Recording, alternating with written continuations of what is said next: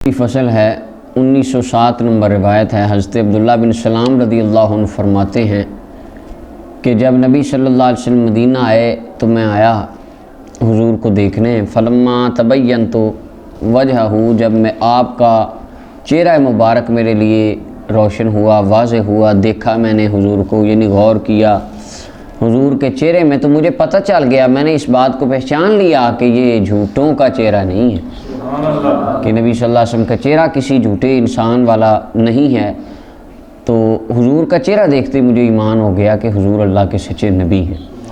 فرماتے ہیں پہلی بات جو نبی کریم صلی اللہ علیہ وسلم نے فرمائی، آپ نے فرمایا لوگوں سلام پھیلاؤ، جس کو جانتے ہو یا نہیں جانتے سلام کیا کرو، ہر ایک بندے کو کھانا کھلایا کرو، صلہ رحمی کیا کرو، جب لوگ سو رہے ہوں رات کو نماز پڑھا کرو تہجد کی۔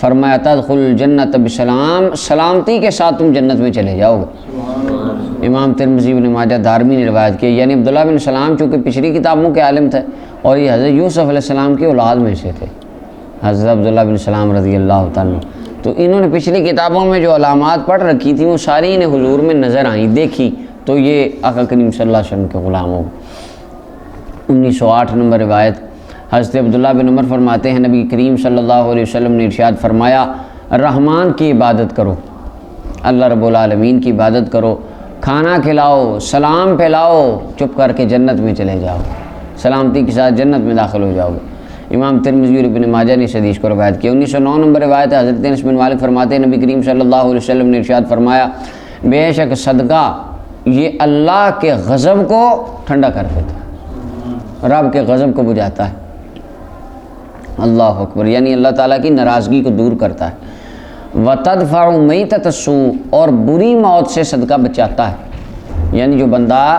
ایمان کے ساتھ اللہ رب العالمین کی رضا کے لیے صدقہ کرتا ہے اللہ تعالیٰ اس کو اچانک بری موت نہیں دیتا۔ بری موت سے مراد ہے کہ اتنا برا حال، فقر کی موت کبھی وہ بندہ نہیں مرتا، یہاں اس سے مراد ہے کہ وہ یعنی ایسی موت نہیں مرتا جس سے لوگ یعنی اس کو برا سمجھیں۔ بعض علماء نے اس کا یہ بھی معنی کیا اللہ تعالیٰ اس کو جلا کے نہیں مارتا، صدقہ کرنے والا جل کے نہیں مرتا، ڈوب کے نہیں مرتا، ایسی موذی بیماری میں مبتلا ہو کے نہیں مرتا جس سے لوگ نفرت کریں، نہیں ایسے نہیں ہوتا، یہ اس کے صدقہ کی برکت سے اللہ تعالیٰ اس کو موت آسانی والی عطا فرماتا۔ اچھا جی، یہاں فرمایا اس کو ایسی موت نہیں آتی جس میں بوقت موت وہ اللہ کی یاد سے غافل ہو، نہیں ایسا نہیں ہوتا۔ اللہ اکبر۔ آقا کریم صلی اللہ علیہ وسلم نے جو بعض علماء اور مولا علی قاری فرماتے ہیں کہ اس سے مراد بری موت نہیں آتی اس کو، اس سے مراد وہ تمام چیزیں ہیں جو نبی کریم صلی اللہ علیہ وسلم نے دعا میں اپنی امت کو تعلیم ارشاد فرمائی تھی، کہ حضور نے فرمایا اللہم انی اعوذ بک من الہدم واعوذ بک من التردی ومن الغرق والحرق والحرم واعوذ بک من ان یتخبطنی الشیطان عند الموت واعوذ بک ان اموت من ان اموت فی سبیلک مدبرا واعوذ بک من ان اموت لدیغا۔ نبی کریم صلی اللہ علیہ وسلم نے جن چیزوں سے پناہ مانگی حدیث میں، جل کے یا اللہ جلا کے تو موت نہ عطا فرما، بڑھاپے شدید بڑھاپا، یہ اس میں بندے کو پتہ ہی نہیں چلتا، اللہ معاف فرمائے۔ بعض اوقات ہوتا ہے بڑے بڑے بزرگوں کی حالت تعجب خیز ہو جاتی ہے، غرق کر کے نہ مارنا، پانی میں ڈبو کے جلا کے بلڈنگ گر جائے بندہ نیچے دب کے مر جائے، اس طرح کی جو موتیں ہیں ان سے پناہ مانگی گئی ہے۔ یہ کوئی چیز ڈس گئی اور بندہ بڑی شدت تکلیف سے مرا، یہ چیزیں اللہ تعالیٰ ان تمام چیزوں سے اس بندے کو پناہ دیتا ہے جو صدقہ کرنے والا ہو۔ اچھا جی، امام ترمذی نے اس حدیث کو روایت کیا۔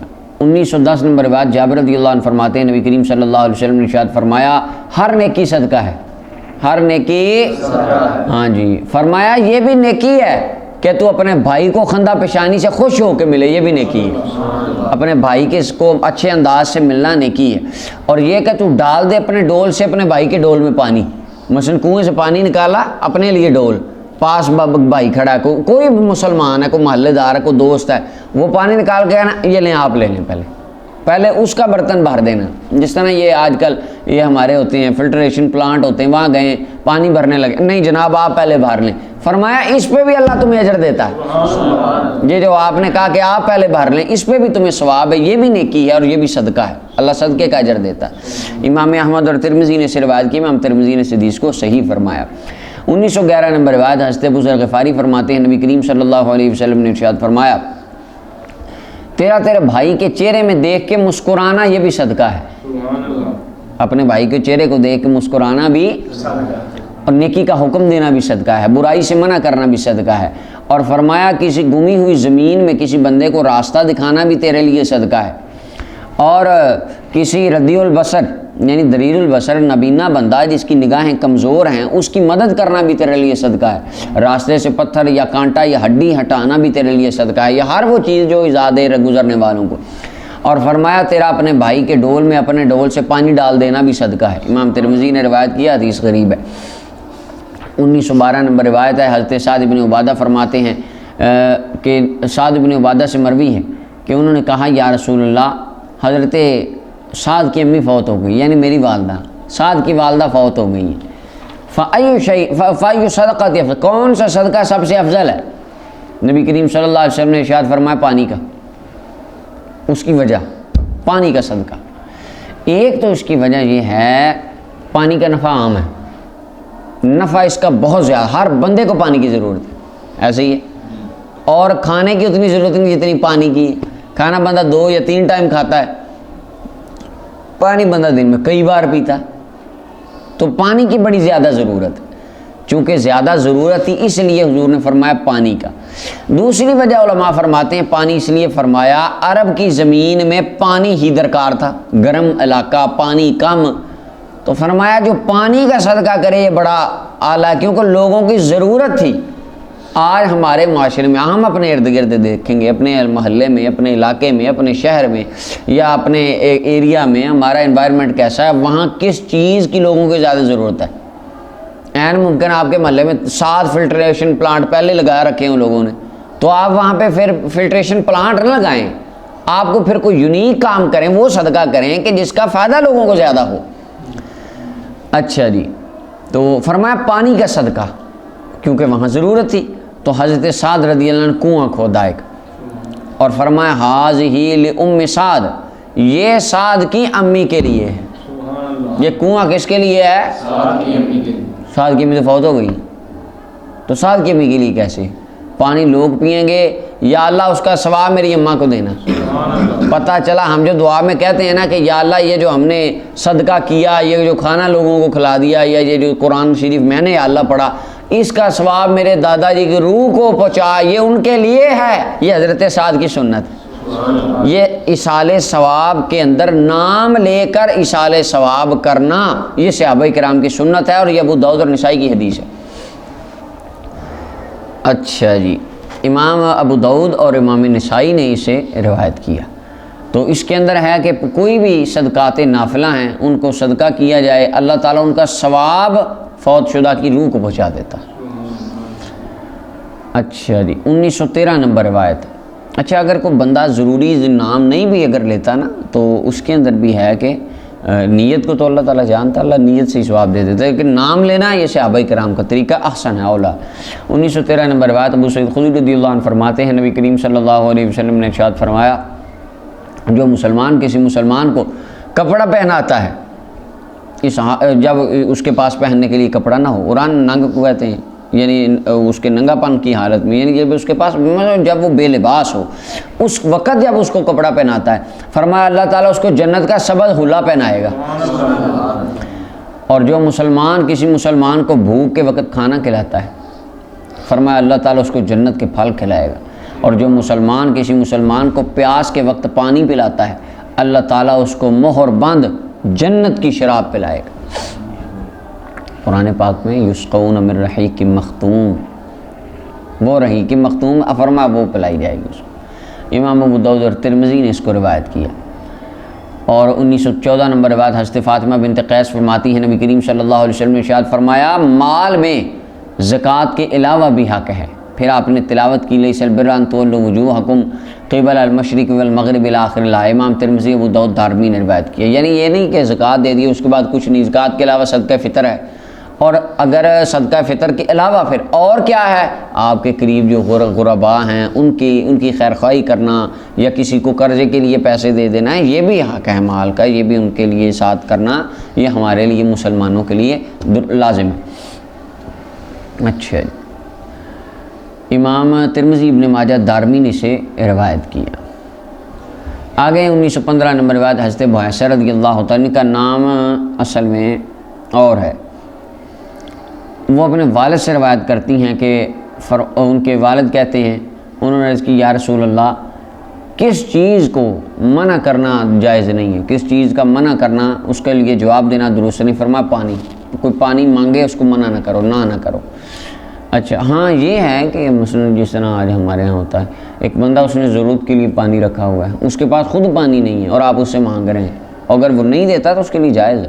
ہاں آپ کے گھر پانی ہے تو مانگنے آ گیا تو آپ نہ دیں، یہ زیادتی۔ یا نبی اللہ کس چیز کا منع کرنا حلال ہے؟ فرمایا نمک عمومی طور پہ نمک یعنی کثیر الاستعمال ہوتا ہے۔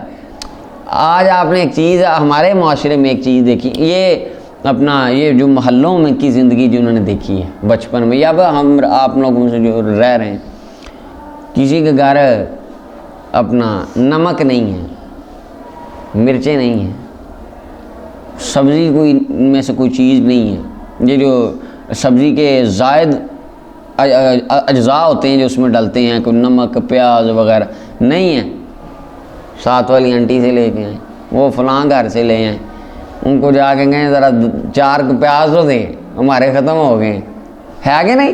یہ محلوں کی زندگی میں اس طرح یہ چیز دیکھی ہم نے کہ ہمارا آٹا چکی پہ پسنے گیا، ہمارے گھر آٹا نہیں تو آپ آج ہمیں 2 باؤل آٹے کے دیں، کل آپ کو واپس کر دیں گے، یہ اس طرح، یا ویسے منی ہاتھن دے دینا۔ تو یہ فرمایا نمک پانی، یا رسول اللہ کس چیز کا منع کرنا جائز نہیں ہے؟ فرمایا ان تفعل الخیر خیر لک، نیکیاں کرتا رہ تیرے لیے بہتر ہے، اور جو چیز مانگتے ہو پاس دیتا رہ، رب تجھے اجر عطا فرماتا رہے گا۔ امام ابو داؤد نے اسے روایت کیا۔ 1916 نمبر روایت ہے، حضرت جابر فرماتے ہیں نبی کریم صلی اللہ علیہ وسلم نے ارشاد فرمایا جس نے مردہ زمین کو زندہ کیا، یعنی بنجر زمین میں اس نے زراعت کی اور اس کو زندہ کر دیا، فرمایا اس کو اس زمین کو زندہ کرنے کا بھی اجر ملے گا۔ کیوں ملے گا اجر؟ اب دیکھیں، اب یہ کسان لوگ ہیں ان کے لیے بھی کس طرح ہے کہ وہ زمینوں کو کس طرح اجر ہے، اس سے کیڑی سے لے کر پرندوں سے لے کر انسانوں تک سب نے دانہ کھانا، اللہ تعالیٰ نے اس کو ثواب دینا ہے، اس کا اجر دینا ہے، اور فرمایا جو جانور کھا لیں اندر سے خود ہی، وہ تیرے لیے ویسے ہی صدقہ ہے، ڈبل اجر۔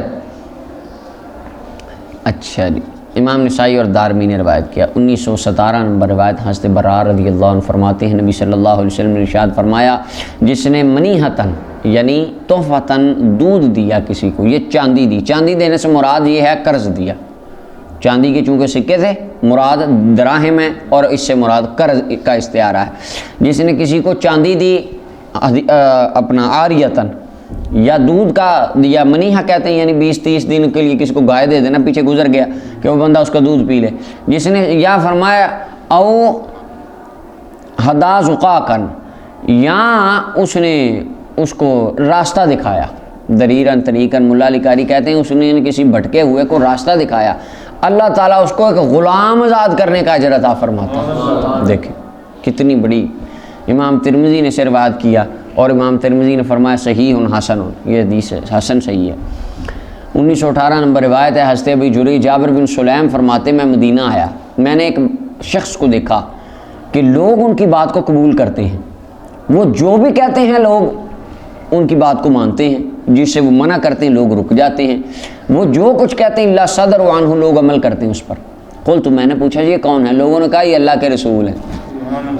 کہتے میں گیا، میں نے کہا علیک السلام، آپ پر سلامتی ہو یا رسول اللہ، 2 مرتبہ حضور نے جواب نہیں دیا۔ جواب کیوں نہیں دیا؟ ادب سکھانے کے لیے۔ 2 بار جب کہا تو آقا فرمانے لگے لا تقل علیک السلام، علیک السلام نہ کہے، علیک السلام تحیت المیت، علیک السلام کہنا یہ تو مردوں والا سلام ہے۔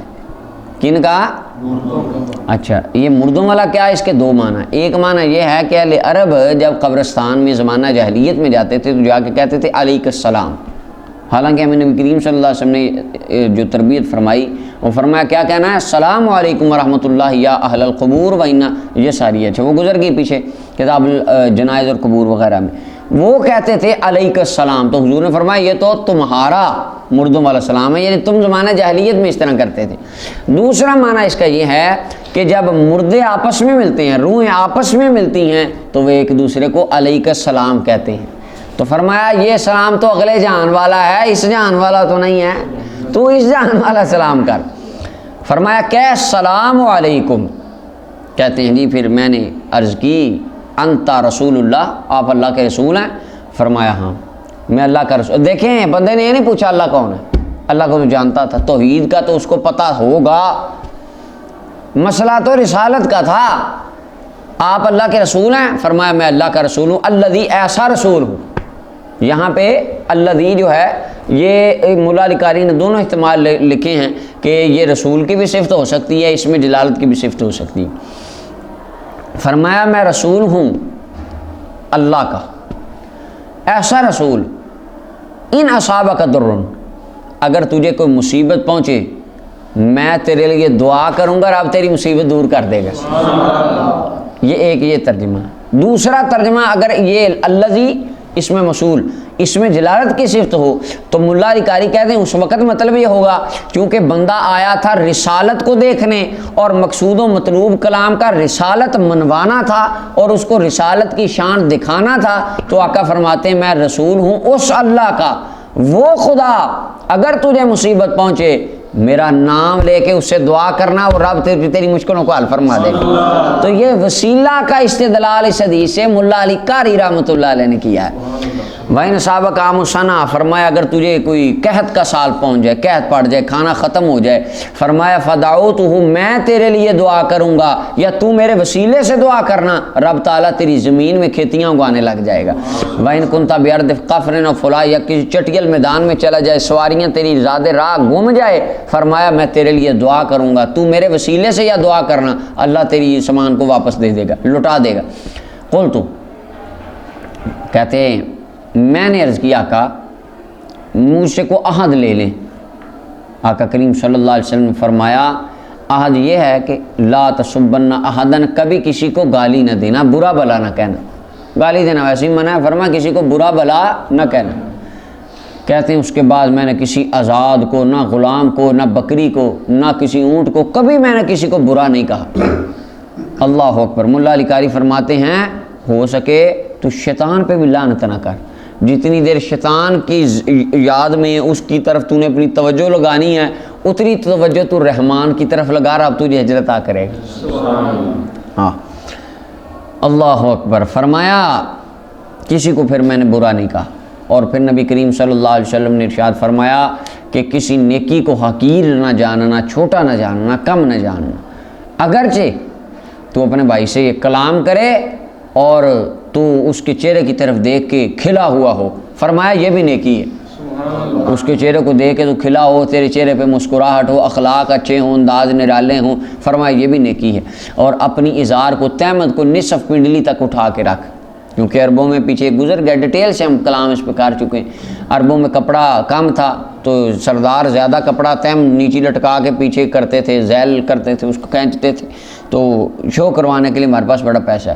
فرمایا اپنی تہمت کو نصف پنڈلی تک اٹھا، اگر تو نہ مانے تو فرمایا ٹخنوں تک، ٹخنوں، اچھا یہاں پہ دیکھیں اب ٹخنوں تک کیا مطلب؟ جب غایہ مغیہ کی جنس سے ہو تو غایہ مغیہ میں داخل ہوتا ہے، یعنی ٹخنوں سمیت، یعنی ٹخنے اگر چھپ جائیں اندر، ٹخنے کی ہڈی تک کپڑا آ جائے تب بھی جائز ہے، کیونکہ فائل الکعبین، ٹخنوں تک۔ وَإِيَّاكَ وَإِسْبَالَ الْإِزَارِ، جس طرح قرآن کریم میں اس کی مثال دی گئی، فَاغْسِلُوا وُجُوهَكُمْ وَأَيْدِيَكُمْ إِلَى الْمَرَافِقِ، اور اپنے ہاتھوں کو کونیوں تک دو، یعنی کونیوں سمیت۔ اسی طرح یہاں إِلَى الْكَعْبَيْن، ٹخنوں تک، یعنی ٹخنوں سمیت، ٹخنے اندر آ بھی جائیں کوئی عرض نہیں، ٹخنے اندر آ جائیں۔ شلوار ٹخنوں کو چھپا لے تب تک تو ٹھیک ہے، کوئی گناہ نہیں۔ وَإِيَّاكَ وَإِسْبَالَ الْإِزَارِ، فرمایا نیچے لٹکانے سے بچنا، فَإِنَّهَا مِنَ الْمَخِيلَةِ، یہ تکبر کی علامت ہے، یہ تکبر کی وجہ سے ہوتا ہے، کیونکہ عربوں والے یہ تکبر کی وجہ سے ہی کرتے تھے۔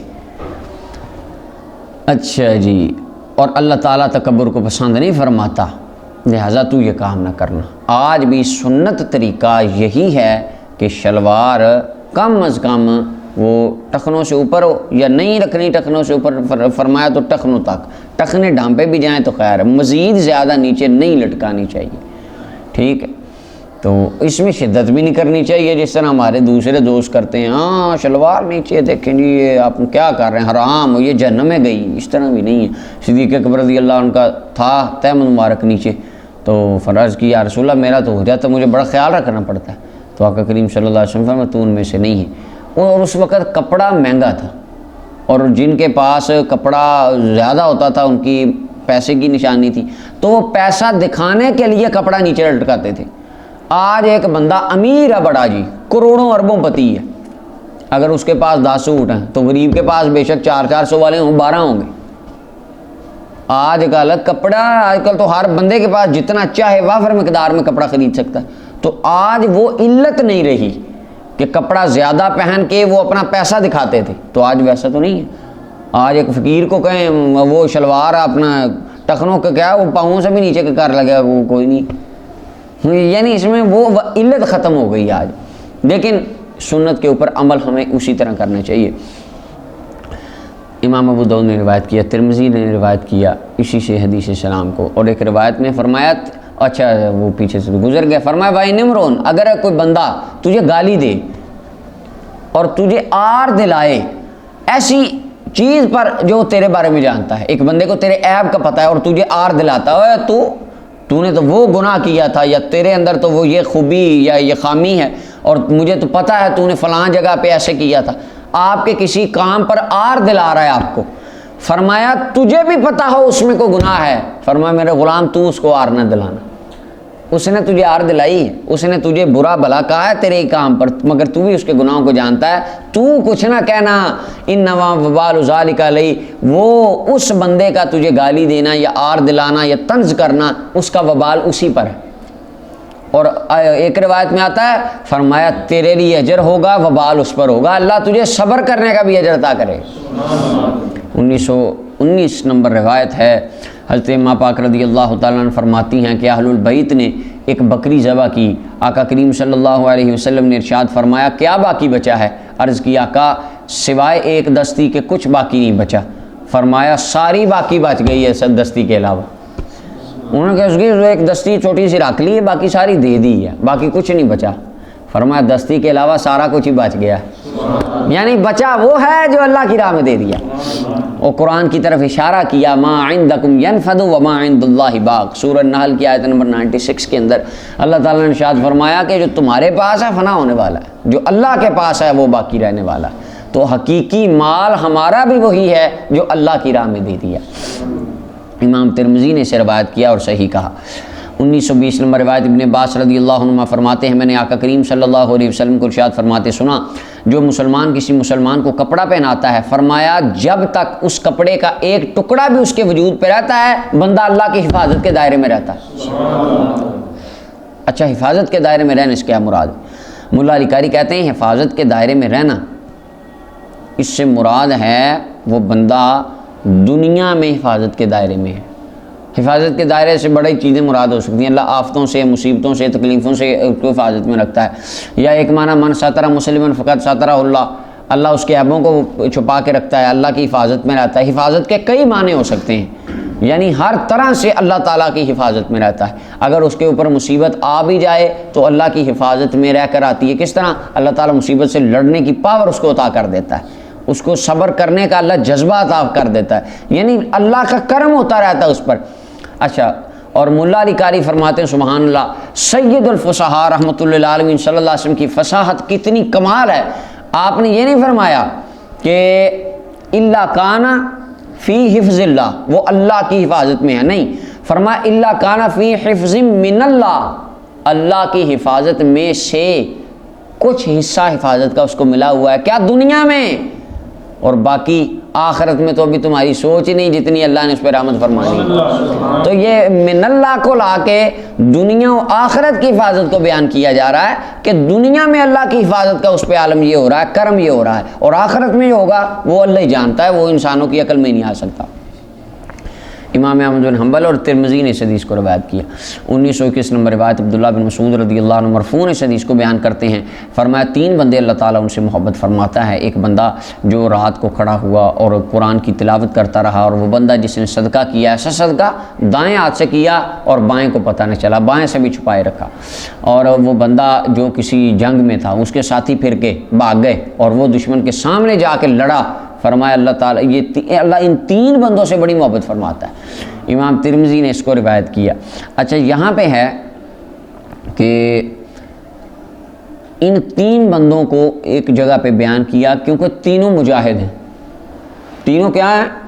مولا علی قاری فرماتے ہیں تینوں مجاہد ہیں۔ پہلا بندہ اپنی ذات کے ساتھ لڑتا ہے، نفس کو مارتا ہے، رات کو نفس تو کہتا سو جا، نیند پوری کر، 7-8 گھنٹے سو، صبح 9-10 بجے اٹھنا، ٹھیک ہے، لیکن یہ نفس کو لڑائی نفس کے ساتھ کر کے رات کو اس کو اللہ کی بارگاہ میں اس نے کھڑا کیا ہوا، نماز پڑھا رہا ہے، قرآن پڑھا رہا ہے، نفس ان چیزوں کو، نیکی کے کاموں میں جو ہے نا نفس تو روکتا ہے ان چیزوں سے، اچھا جی، اور سونے نہیں دیتا۔ دوسرا بندہ وہ اپنے مال کے ساتھ جہاد کر رہا ہے، کس کے ساتھ ہے؟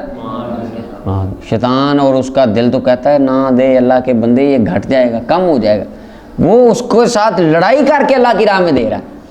اور تیسرا بندہ اپنی روح کے ساتھ جہاد کر رہا ہے، روح کے ساتھ، وہ کس طرح کہ اس کو نہ مال غنیمت کا لالچ، جنگ میں گیا ہے اور نہ ہی اس کو پتہ ہے، باقی تو بھاگ گئے ہیں، اس کو پتہ ہے کہ میں اکیلا ہوں، آگے 10 بندے ہیں یا 20 بندے ہیں، میں ان کے ساتھ لڑوں، میں مر جاؤں، میں 10 کو مار کے مروں، میری بہادری کا ذکر کبھی نہیں کرنا کسی، اس کو نہ کسی مال کی طمع ہے، نہ اپنی تعریف کا ذوق ہے، نہ شوق ہے، نہ امید ہے، وہ اپنے دل و جان کو اور اپنی روح کو اللہ پہ قربان کر کے جنگ میں گیا ہوا۔ تو یہ تینوں مجاہدین ہیں، فرمایا ان کے اس جہاد کی وجہ سے اللہ ان سے محبت فرماتا ہے۔ امام ترمذی نے روایت کی، لیکن امام ترمذی نے فرمایا حدیث غیر محفوظ ہے، اس کے راوی ابو بکر بن عیاش کثیر الغلط ہیں، لیکن ابو بکر بن عیاش پہ بہت سے علماء نے ان کی توثیق کی ہے۔ اور مولا علی قاری فرماتے ہیں امام ترمذی کا مقصود کہ ابو بکر بن عیاش کی روایت ان کے شیخ منصور کے حوالے سے کچھ غلطی کا شکار ہے، یہ وگرنہ یہ راوی بالکل کلیتاً غلط کثیر الغلط نہیں ہے، یہ راوی شکا راوی ہیں اور بہت سے علماء نے ان کی توثیق کی ہے، لیکن اور سندوں سے یہی حدیث پاک مروی ہے اور بہت سی کتابوں میں ہے، اور اس کو بہت سے علماء نے صحیح فرمایا، ابن خزیمہ، نسائی اور امام حاکم اور ترمذی وغیرہ میں دوسری سندیں امام مولا علی قاری نے وہ لکھی ہیں، یعنی حدیث صحیح ہے، حدیث کا متن صحیح ہے، بعض اوقات پڑھا ہے ہم نے، بعض اوقات حدیث کی سند کمزور ہوتی ہے، متن صحیح ہوتا ہے، ٹھیک ہے، ہاں، اور بعض اوقات متن صحیح نہیں ہوتا، سند صحیح ہوتی ہے، متن اضطراب کا یا دیگر چیزوں کو شکار ہوتا ہے۔ خیر 1920 نمبر روایت ہے، 1922 نمبر روایت ہے، ابو ذر غفاری رضی اللہ عنہ فرماتے ہیں نبی کریم صلی اللہ علیہ وسلم نے ارشاد فرمایا 3 بندے اللہ ان سے محبت کرتا ہے اور 3 بندے اللہ تعالیٰ ان سے بغض فرماتا ہے، یعنی بغض کا مطلب یہ محبت و بغض یہ کیفیات ہی ہیں نا، اور اللہ تعالیٰ احساسات سے اللہ تعالیٰ پاک ہے، انسانی وجود کے جتنے خاص عارضے ہیں اللہ ان سے بری ہے، پاک ہے، وہ اسے غنی ہے اور وہ سبحان ہے، اس کے جیسا کوئی نہیں، مراد اس سے رضامندی اور اسے بغض سے مفہوم ہے، یعنی ان کو اپنی رحمت سے دور فرمانا ہے۔ 3 بندے اللہ ان سے محبت فرماتا ہے، 3 بندوں سے بغض فرمایا، بہرحال وہ بندے جن سے اللہ محبت کرتا ہے، ایک بندہ کسی قوم کے پاس آیا، ان سے اس نے مانگا اور ان لوگوں کے اور اس مانگنے والے کے درمیان کوئی قرابت کی وجہ سے اس نے نہیں مانگا، اس نے بس اس نے مانگا کہ مجھے کچھ دے دیں یا جو بھی، فمنعوہ، انہوں نے روک دیا، منع کر دیا، انہوں نے کہا نہیں ہمارے پاس کچھ نہیں ہے، فتخلف رجل بأعیانہ، فرمایا ایک بندہ ان میں سے اٹھ کے پیچھے گیا اور اس کو چپ کر کے اس نے مال دے دیا، اس کے دینے کو صرف اللہ جانتا ہے یا وہ جانتا ہے جس کو دیا ہے، یعنی جس نے چھپ کے کسی کو صدقہ پیسے دیے، فرمایا اللہ تعالیٰ اس بندے سے بڑی محبت فرماتا ہے، چھپ کے صدقہ دینے۔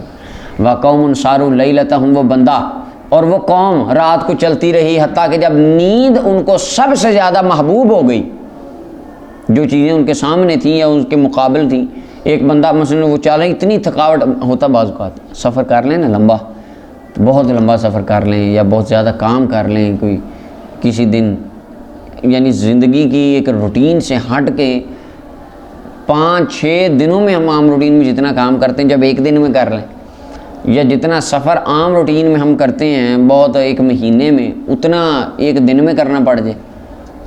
مثلاً 24 گھنٹے کی آپ یہاں سے ڈائریکٹ ڈرائیو کریں کہ مثلا یہاں سے چلیں تو ہم نے گلگت ہی جا کے اب بریک لگانی ہے، اس طرح تو تھکاوٹ ان چیزوں کی بہت زیادہ ہو جاتی ہے، زیادہ ہو جاتی تھکاوٹ۔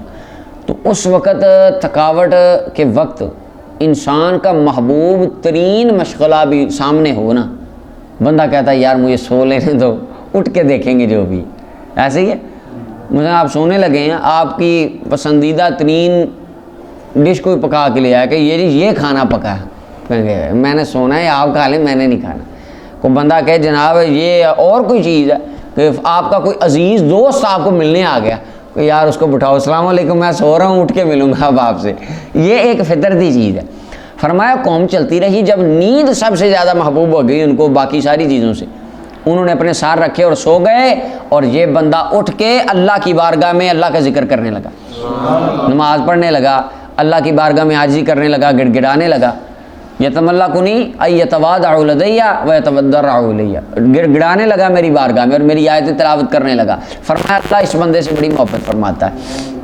اور وہ بندہ جو کسی سریہ میں جنگ میں ہو، دشمن کو ملے اور وہ باقی اس کے ساتھی بھاگ جائیں، وہ آگے جائے حتیٰ کہ فرمایا قتل کر دیا جائے یا اس کے لیے وہ چیز علاقہ فتح ہو جائے، اللہ اس بندے سے بھی بڑی محبت فرماتا ہے۔ اور فرمایا 3 بندے اللہ جن سے بغض فرماتا ہے، ایک بندہ بوڑھا زانی جو بڑھاپے کی حالت میں بھی زنا کرے، اور فرمایا تکبر کرنے والا فقیر، اور تیسرا بندہ فرمایا ایسا امیر جو ظالم بھی ہو، ایسا غنی جو ظالم ہو۔ امام ترمذی اور نسائی نے اس حدیث کو روایت کیا، اور نسائی نے بھی اس کی مثل روایت کیا، لیکن جن سے اللہ بغض کرتا ہے ان تینوں کا ذکر نسائی نے نہیں کیا۔ 1923 نمبر روایت حضرت انس بن مالک فرماتے ہیں نبی صلی اللہ علیہ وسلم نے ارشاد فرمایا جب اللہ تعالیٰ نے زمین کو بنایا تو زمین ہلنے لگی، تو اللہ تعالیٰ نے فرشتے کہنے لگے کہ انسان تو اس سے نفع نہیں حاصل کر سکیں گے، انسان اس پہ زندگی نہیں گزار سکیں گے، یہ تو کانسٹنٹلی ہل رہی ہے زمین۔ اب دیکھیں نا زمین کے اوپر 24 گھنٹے زلزلہ رہے، کوئی بندہ کام کر سکے گا؟ کوئی عمارت کھڑی ہو سکے گی کبھی؟ تو فرشتوں نے کہا اس سے نفع تو نہیں ہوگا، تو اللہ تعالیٰ نے فرشتے پیدا فرمائے، فقال بہا علیہا، اور حکم دیا ان کے اوپر لگ جاؤ۔ اس نے تو کون فرمانا ہے نا، حکم فرمایا اس پر لگ جاؤ فرشتے، اور پہاڑ جو تھے وہ زمین کے اوپر لگ گئے۔ اور ایک جگہ پہ آتا ہے نا، فرمایا یہ اللہ تعالیٰ نے زمین بنائی اور یہ جو پہاڑ ہیں ان کو میخیں بنا کر اللہ نے اس پر ٹھوک دیا زمین پر تاکہ ہلے نہ، لگاتار حرکت نہ کرے۔ فاستقرت، تو زمین ٹھہر گئی۔ تو فرشتوں کو پہاڑوں کی سختی پر بڑا تعجب ہوا، فرشتوں نے کہا یہ پہاڑ بھی کیا چیز ہے، اتنی بڑی زمین لا کے کھڑی کر دی، ہلنا بند ہو گئی۔ فرشتے کہنے لگے اے ہمارے رب، کیا تیری مخلوق میں سے، کیا تیری مخلوق میں پہاڑوں سے سخت چیز ہے کوئی؟ قال نعم، فرمایا ہاں پہاڑوں سے سخت چیز بھی ہے۔ کیا جی؟ فرمایا الحدید، لوہا۔ پہاڑ سے سخت چیز اللہ نے فرمایا میری زمین میں کیا ہے؟ لوہا پہاڑ کو بھی کاٹ دیتا ہے۔ انہوں نے کہا ہے ہمارے رب کیا تیری مخلوق میں لوہے سے سخت چیز بھی کوئی ہے؟ فرمایا ہاں۔ کیا؟ فرمایا آگ۔ آگ لوہے کو بھی کیا کرتی ہے؟ پگھلا دیتی۔ فرشتے کہنے لگے ہمارے رب کیا تیری مخلوق میں آگ سے سخت بھی کوئی چیز ہے؟ فرمایا پانی۔ پانی آگ کو بھی، یعنی طاقتور ہے، پانی آگ سے زیادہ طاقتور ہے۔ فرشتے کہنے لگے اے رب کیا تیری مخلوق میں پانی سے سخت چیز بھی کوئی طاقتور ہے؟ فرمایا ہوا۔ ہوا کیا کرتی ہے؟ پانی کو بھی، پانی کا رخ بدل دیتی، سخت ہوا چلے تو پانی کے اوپر بھی اس کا اثر ہوتا ہے۔ اچھا جی، فقالو، فرشتے بولے اے ہمارے رب کیا تیری مخلوق میں ہوا سے سخت طاقتور چیز بھی کوئی ہے؟ فرمایا ہاں، ابن آدم جب دائیں ہاتھ سے صدقہ کرے بائیں کو پتہ نہ چلے، ہوا سے زیادہ پاور والا۔ امام ترمذی نے روایت کی ہے، فرمایا حدیث غریب۔ اللہ اکبر، یعنی یہ انسان کے صدقے میں اتنی طاقت ہے کہ جتنی ہواؤں میں اور آگ کے جلانے میں اتنی طاقت نہیں ہے جتنا ہے بنی آدم کے اس صدقے میں طاقت ہے۔ یہ تمثیل دے کے ایک سمجھائی جا رہی ہے، صدقے کی عظمت کو سمجھایا جا رہا ہے، اس کی بڑائی کو سمجھایا جا رہا ہے۔ اور پھر آگے ذکر کیا اور ذکر کر دی گئی یہاں پہ الصدقۃ تطفئ الخطیہ، فرمایا صدقہ گناہوں کو مٹا دیتا۔ کتاب الایمان میں پیچھے ذکر ہو گئی، یہاں پہ تھی، بابا جی کہہ رہے ہیں اب میں دوبارہ نہیں لا رہا کیونکہ پیچھے بیان ایک بار ہو گئی ہے۔ تیسری فصل آ گئی 1924 نمبر روایت حضرت ابو ذر غفاری رضی اللہ عنہ فرماتے نبی علیہ السلام نے فرمایا جو مسلمان بندہ اپنے مال سے جوڑا خرچ کرتا ہے اللہ کے راستے میں، فرمایا جنت کے جو ہیں دربان، جنت کے بوابین، جنت کے وہاں پہ کھڑے ہونے والے خازنین جو ہیں دروازوں پہ کھڑے ہونے والے، وہ فرمایا اس کا استقبال کریں گے، ان میں سے سب اس کو بلائیں گے جو ان کے پاس ہوگا۔ اس کے دو مطلب ہیں، ایک تو ہر فرشتہ جنت کے دروازے کا کہے گا اس دروازے سے جا کے یہ نعمتیں لے لو، یہاں ہیں 8 دروازوں کے 8 فرشتے اسے کہیں گے ادھر سے جنت میں چلے جاؤ، یہ صدقہ کرنے والوں کے لیے ہوگا۔ میں نے کہا، راوی کہتے میں نے کہا کہ یہ کس طرح ہے، یہ کس طرح ممکن ہے کہ بندہ کس طرح صدقہ کرے؟ فرمایا کہ اگر تو 1 اونٹ ہے تو 2 اونٹ دے، اگر 1 گائے ہے تو 2 گائے، یعنی جوڑا جوڑا خرچ کرے۔ پیچھے بھی گزر گئی یہ روایت، امام نسائی نے سے روایت کیا۔ 1925 نمبر روایت حضرت مرثد بن عبداللہ فرماتے مجھے بعض صحابہ کرام نے حدیث سنائی کہ نبی کریم صلی اللہ علیہ وسلم سے انہوں نے سنا، حضور نے ارشاد فرمایا بے شک قیامت کے دن مومن کے لیے سایہ اس کا صدقہ بن جائے گا، مومن کے لیے اس کا صدقہ قیامت کے دن سایہ کرے گا، سایہ بن جائے گا۔ اللہ اکبر، کس طرح بنے گا؟ فرمایا یا تو صرف اس کے اوپر سایہ ہوگا مومن کے اوپر اور لوگوں کو پتہ چل جائے گا کہ یہ صدقہ کرتا تھا، یا فرماتے ہیں اس صدقہ کو جسم دے دیا جائے گا، اس کا کوئی یعنی فزیکلی طور پر وجود آئے گا، کیسا آئے گا اللہ جانتا ہے، اللہ کیا بنائے گا، یا ہے اس کے ثواب کو ایک شکل دے کر اس کے اوپر سایہ کر دیا جائے گا۔ بہرحال سایہ ہوگا، وہ کس طرح ہوگا یہ اللہ تعالیٰ قیامت کے دن ظاہر فرمائیں گے۔ امام احمد نے سے روایت کی 1926 نمبر روایت ابن مسعود رضی اللہ عنہ فرماتے نبی علیہ السلام نے فرمایا جس نے اپنے اہل و عیال پر خرچ کرنے میں 10 محرم والے دن خرچ کرنے میں اپنے گھر والوں پر وسعت کی، یعنی زیادہ خرچ کیا، اللہ سارا سال اس پر وسعتیں پیدا فرمائے گا۔ یہ 10 محرم کو صدقہ کرنے کی فضیلت۔ اور سفیان ثوری کون ہے؟ ہاں جی، یہ جن کے کہتے ہیں عن سے روایت کرتے ہیں، سفیان ثوری کی عن والی 350 پلس روایتیں صحیح بخاری میں ہیں سفیان ثوری کی، بہت بڑے محدث ہیں۔ صرف عن والی تدریس والی 365 یا تقریباً غالباً یا 357 روایتیں ہیں میرے خیال سے غالباً تدلیس والی صحیح بخاری میں، اور سارے اس کو صحیح کی، اتنے یعنی بڑے راوی ہیں ان کی تدلیس کو بھی پچھلے متقدمین اور متاخرین سب نے، کسی نے سوائے ایک آدھ خارجی کے کسی نے ان کی تدلیس کو حدیث کے صحت کے منافی نہیں کہا۔ آپ فرماتے ہیں ہم نے اس کا تجربہ کیا، کس کا؟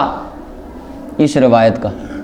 انہوں نے کہا نہیں یہ سند ہی ضعیف ہے، یہ تو کہانی ہے، یہ تو جھوٹ ہے، یہ نہیں کہا انہوں نے۔ وہ کہنے لگے ہمیں پتہ چلا کہ حضور نے فرمایا جو بندہ 10 محرم کو کھلا خرچ کرے اللہ سارا سال اس کا مال زیادہ کر دیتا ہے، اللہ اس کو وسعت دیتا ہے۔ کہتے ہیں ہم نے تجربہ کیا اس روایت کو پرکھنے کے لیے، فوجدناہ کذالک، ہم نے اسی طرح پایا۔ ہم نے کیا کیا؟ یعنی ہم نے یہ تجربہ کر کے دیکھ لیا کہ واقعتاً جو بندہ 10 محرم والے دن اللہ تعالیٰ کی راہ میں کھلا خرچ کرتا ہے، زیادہ سے زیادہ صدقات و خیرات کرتا ہے، اللہ تعالیٰ پورا سال اس کے رزق میں اللہ تعالیٰ وافر مقدار میں رزق اس کو دیتا رہتا ہے۔ اچھا محض والی بات یہ ہے کہ اس حدیث کو یہ روایت کی سند ضعیف ہے۔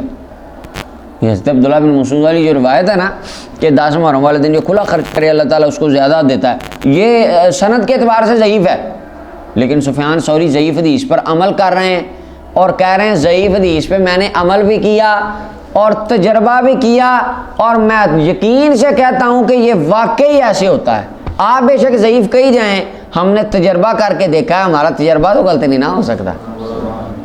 تو بعض اوقات سند کے اندر ضعف آ جاتا ہے لیکن حدیث کا متن بالکل صحیح ہوتا ہے، اللہ کے وہاں بھی وہ صحیح ہوتی ہے۔ یہ اجتہادی باتیں ہیں، ضعیف کہنے کو کہہ سکتا ہے۔ ویسے بھی فضائل میں تو ویسے بھی یہ مقبول ہے، اس پر اجماع ہے امت کا۔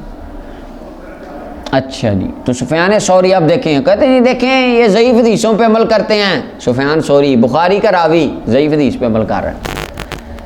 1927 نمبر روایت ہے امام بہقی نے شعب الایمان میں حضرت ابو ہریرہ سے اور حضرت ابو سعید سے اور جابر 3 صحابہ سے اس کو روایت کیا اور اس کو ضعیف کہا۔ اچھا جی، ملا علی قاری نے بھی کہا، کہتے ہیں اگرچہ ضعیف ہیں ساری سندیں بھی، تو جب کثرت طرق مل جائے تو کم از کم کہاں جاتی ہے؟ حسن تک کے درج جاتی ہے۔ 1928 نمبر روایت حضرت ابو امامہ فرماتے ہیں بزرگ غفاری نے عرض کی یا نبی اللہ صدقہ کے بارے میں آپ کیا فرماتے ہیں؟ صدقہ کیا ہے؟ صدقہ کی حقیقت کیا ہے؟ حضور نے صدقہ کی حقیقت نہیں بتائی، یعنی صدقہ کرنا یہ تو واضح تھا۔